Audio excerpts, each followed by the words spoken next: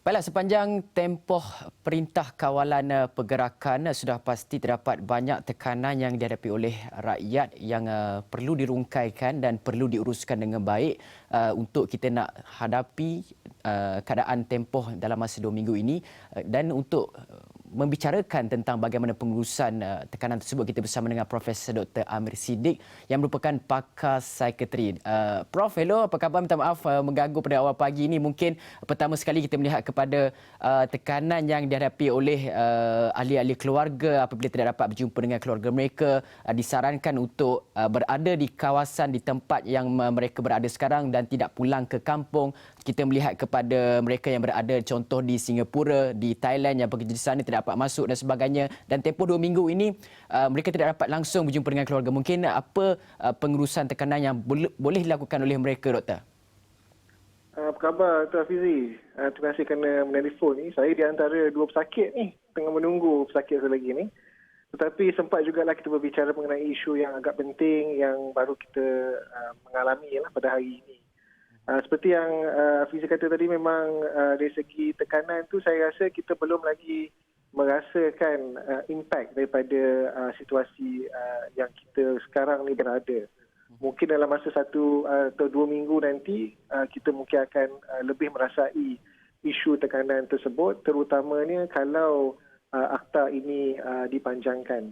Pada masa sekarang ini saya rasa masih lagi ada yang tak begitu pasti kenapa kita berada dalam situasi sebegini.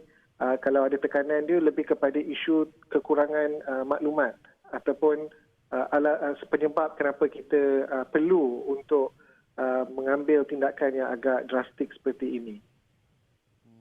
Doktor, kalau dalam kes gig ekonomi, betul kita ada Grab delivery dan sebagainya, tetapi untuk peniaga-peniaga kecil yang tidak mempunyai sistem tersebut, yang bekerja di pasar malam, mereka yang menjana pendapatan melalui pendapatan harian, orang kata kais pagi makan pagi, kais petang makan petang, itu yang kita perlu fokuskan kepada mereka. Mereka ni tiada income untuk mendapatkan wang harian mereka untuk memberi barangan keperluan. Jadi terdapat tekanan keuangan yang perlu mereka hadapi. Mungkin doktor boleh cadangkan kepada mereka bagaimana untuk uruskan tekanan keuangan yang dihadapi mereka, tetapi dalam masa yang sama juga untuk kekal tenang menghadapinya supaya boleh menghadapi hari-hari yang mendatang dengan lebih fokus tentang apa yang boleh dibuat untuk menghadapi cabaran ini sekarang. Betul, yang memang ini adalah merupakan antara mereka-mereka yang saya rasa mungkin akan merasakan tekanan pada jangka masa yang pendek. Terutamanya memandangkan kerana kita tahu daripada statistik yang sedia ada, ramai di kalangan golongan di Malaysia ini tidak mempunyai savings yang mencukupi kan. Maka kalau yang ni pun saya terfikir juga mengenai mereka ini, apakah situasi sekarang ini akan menyebabkan isu. Yang kita sarankan dan kita harapkan bahawa mereka dapat mengawal dia punya finance account. Sebab kita tahu bahawa ini mungkin tidak dapat dilakukan.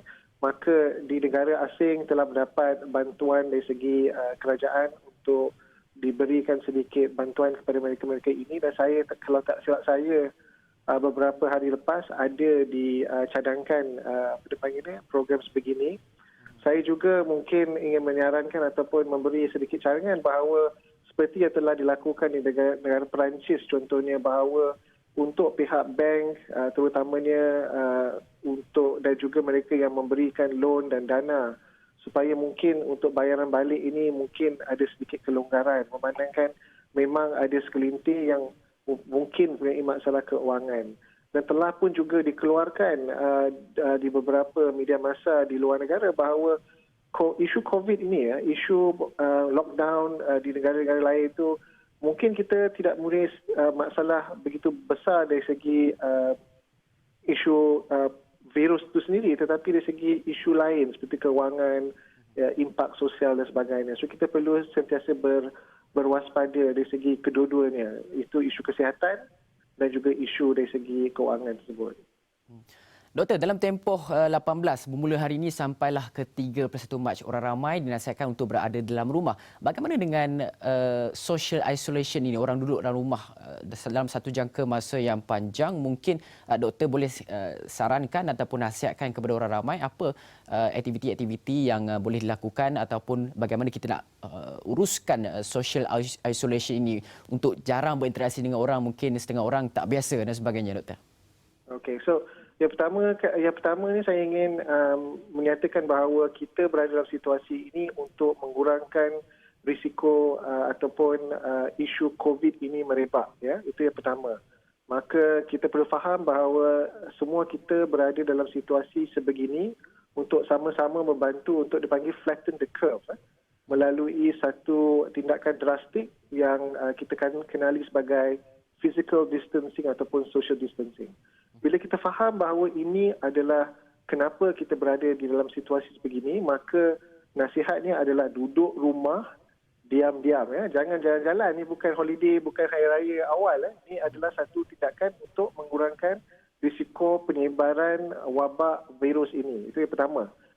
Kenapa saya katakan sebegitu? Kerana aktiviti yang kita lakukan untuk memastikan kesihatan mental kita dalam keadaan yang baik akan bersangkut paut dengan kita punya niat dan juga misi kita together dalam isu ini. Yang pertama yang telah disarankan oleh ada satu lagi kolik saya di United States, Dr. Sue Varma, satu adalah dari segi mindfulness. Kalau kita dari segi yang berumat Islam, kita boleh faham mindfulness itu dari segi kekhusyukan. Maknanya kita berada dalam situasi atau memikirkan keadaan yang sekarang ini. Jangan kita fikirkan yang ke depan. Kita tak tahu apakah isu yang akan berlaku ke depan. Bila kita fikir ke depan, kita tak tahu apa dia punya hala tuju, masa itulah mulalah perasaan gelisah akan datang, perasaan takut akan datang. So mindfulness itu salah satu cara.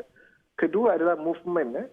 Ya, movement ini walaupun kita berada di dalam satu tempat, kita masih lagi boleh melakukan aktiviti-aktiviti fizikal. Aktiviti fizikal ini penting untuk kita untuk menyegarkan badan. Dan kita tahu a healthy mind, a healthy body leads to a healthy mind. Maka kita sarankan bahawa kepada semua rakyat, pertama kali physical distancing, tetapi boleh juga membuatkan exercise di rumah. Ya, itu kedua. Yang ketiga dipanggil mastery ataupun sebagai self-care. Satu cara itu buat benda-benda yang menyeronokkan kepada diri anda. Plan benda ni. Ini memang kena ada sedikit planning di mana mungkin hari ini kita nak buat ni, hari depan kita buat ni. Because kalau tak, dalam 2 minggu ni kita tak tahu apa kita nak buat. Dan kita selalu tengok, kalau ada yang tengok macam video TikTok dan sebagainya, ada yang macam darah buntu. Ya. Kita tak nak dalam keadaan buntu sebegitu. Dan yang keempat dipanggil meaningful engagement. Ini balik kepada apa dia punya tujuan asal kita. Kalau kita tahu kenapa kita semua berada dalam situasi sebegini, maka lebih senang untuk kita menerima keadaan yang sekarang ini. Kita ada satu mission, iaitu untuk menjarakkan diri daripada orang lain, untuk mengurangkan penyebaran virus ini. Maka dari segi psychological je, kita tahu kita ada a bigger cause yang mungkin akan menyebabkan kita lebih tenang menghadapi situasi begini. Yang kelima yang saya nak tambah tu, tolong pastikan bahawa tidur mencukupi. Dalam keadaan bila kita berada dalam 2 minggu dalam situasi seorang-seorang ni, kita mungkin akan lose track of time. So itu penting juga. Dan yang keenam juga, kita tahu bahawa ada kawan-kawan kita, ahli keluarga dan juga mungkin neighbours kita yang mungkin dia keadaan berumur atau mengalami masalah kecacatan dan sebagainya, mungkin sukar untuk dia mendapatkan bantuan, terutama dari segi bila kita semua dah socially isolated. Maka saya cadangkan bahawa kalau yang mampu itu tanya-tanyalah kepada rakan, neighbour dan sebagainya, because social isolation tak semestinya, physical isolation tak semestinya social isolation. Ya. Kita masih lagi boleh menelpon, ber-WhatsApp yang baik-baik contohnya, dan juga bertanya khabar. Doktor, kalau doktor cakap tadi, sekarang ni tekanan masih lagi mungkin tidak dapat dirasai oleh orang ramai kerana hari ini hari pertama, mungkin akan dirasai pada hari-hari berikutnya.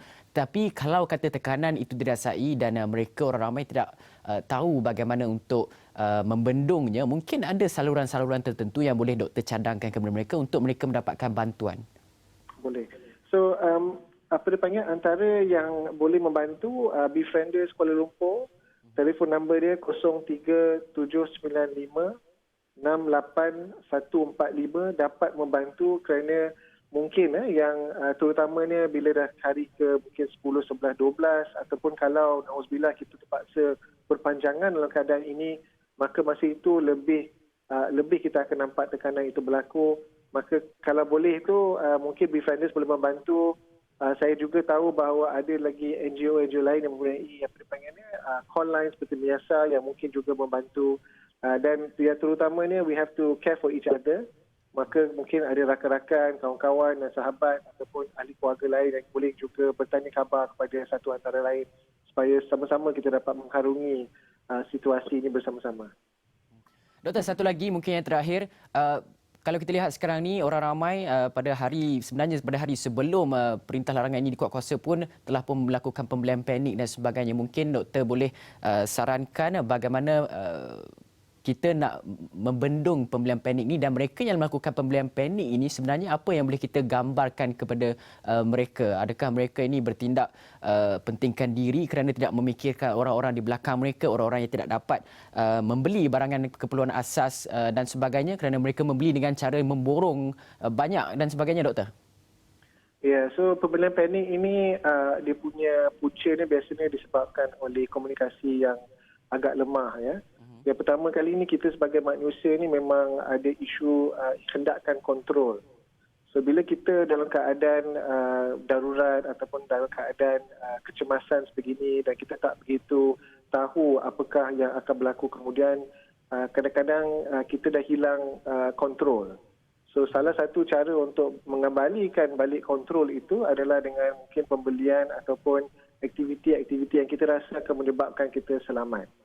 Tetapi puncanya lebih kepada perasaan kekurangan kontrol itu menyebabkan kita, kalau kita biarkan dia berterusan, maknanya mungkin sehari contohnya, kita akan rasa takut kerana kita tak tahu apakah kemungkinan yang akan berlaku, dan ini menyebabkan kita mungkin akan, macam saya katakan tadi, balik untuk mendapatkan kontrol tersebut. Bila kita sampai ke apa dipanggilnya tempat yang kita, contoh dalam keadaan pembelian panik ini, ya, ke tempat apa dipanggilnya supermarket contohnya, ada isu lain yang berlaku pada masa itu. Kita nampak semua orang tengah membeli barang dengan agak terdesak. So kita ada isu dari segi herd behavior ataupun inginkan mendapatkan similarity dengan rakan-rakan di situ. Maka kita akan, walaupun kita tak bertujuan sebegitu, kita mungkin akan membeli dengan lebih, ya. Yang kedua itu dari segi kegelisahan. Bila kita dalam keadaan stres disebabkan oleh kehilangan kontrol tersebut, kita akan mungkin rasa gelisah dan juga takut. Kita akan hilang kewarasan kita dari segi judgement itu. So maka mungkin kita memang nak beli satu saja apa dipanggilnya roti, tetapi memandangkan dalam keadaan fight and flight tu, dalam keadaan kita macam dalam keadaan cemas itu, maka kita mungkin akan mengambil 2-3 lagi buku roti yang sepatutnya kita rasa kalau secara rasionalnya tak perlu, tetapi pada masa itu memandangkan semua orang buat benda yang sama, kita pun dalam keadaan tergesa-gesa begitu. So apa dipanggilnya mungkin ini akan berlaku. So saya sarankan bahawa kepada pihak-pihak yang berwajib supaya memberikan komunikasi yang lebih baik supaya kita semua tak dalam keadaan tertanya-tanya, ya. Because bila kita dalam keadaan tertanya-tanya ini mungkin stress level tu akan tinggi, tapi bila kita bermaklumat, insya-Allah kita semua akan lebih teratur, ya. Dan kita boleh lihat juga dari segi situasi yang berlaku semalam. Contohnya dari segi kelam kabutnya, kan, kita pun nak mengharapkan bahawa benda ini tidak berlaku. Kerana ini semua untuk kita nak membantu mengurangkan wabak virus ini daripada berleluasa. So panik itu penting. Pengurangan pembelian panik itu penting. Yang kedua tu yang saya risaukan juga, bila semua orang pembelian panik ini, kita kena fikirkan bahawa ada yang tak begitu berkemampuan macam kita, ya. Tenaga dia mungkin tak cukup, warga tua, mungkin dia tak dapat berjalan kerana dia OKU contohnya. Maka kalau kita dalam pembelian panik ini menyebabkan ada orang lain yang mungkin tak dapat membeli belah keperluan yang diperlukan pada masa tersebut, ya. So kalau boleh macam saya katakan tadi, better communication insya-Allah akan menyebabkan kekurangan risiko untuk panik sebegini. Okey, baiklah. Terima kasih Profesor Dr. Amir Siddiq, pakar psikiatri yang menerangkan sedikit sebanyak mengenai apa yang orang ramai boleh lakukan dalam ketika tempoh larangan ini berkuat kuasa dan juga bagaimana untuk menguruskan pemberian panik dan pihak berkuasa disarankan untuk mengutamakan komunikasi supaya semua orang mendapat maklumat-maklumat tersebut.